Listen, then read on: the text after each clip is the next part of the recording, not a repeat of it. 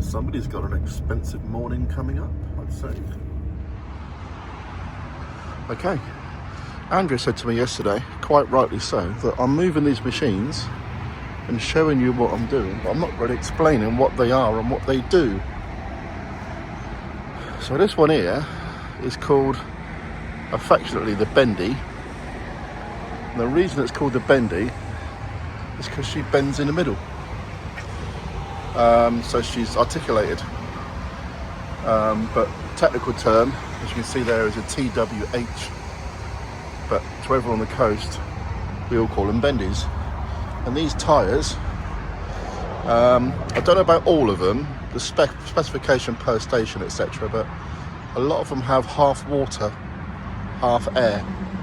And that's to give it some extra ballast weight when they go into the sea.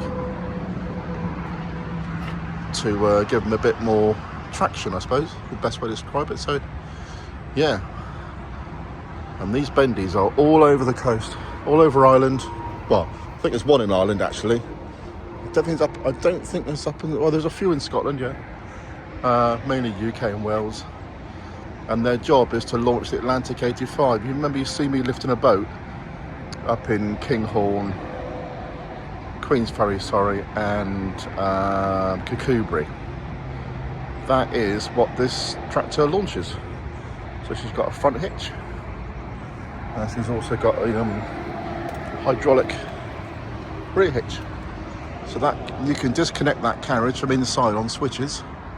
So you'd have to get out in the wash and the wet and be dangerous. And she's also got a powerful winch to pull herself and the boat out of trouble. So that's that one. So yeah.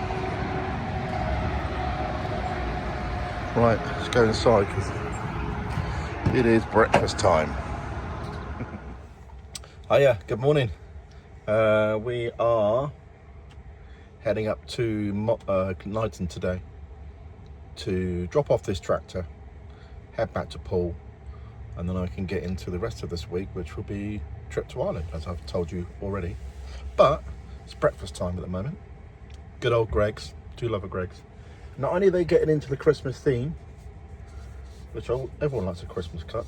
Got a bit of Rudolph going on this morning, so impressive. And what I always like at Greggs at Christmas is they make these, I think they're shortbreads. Yeah, Christmas mini caramel shortbreads.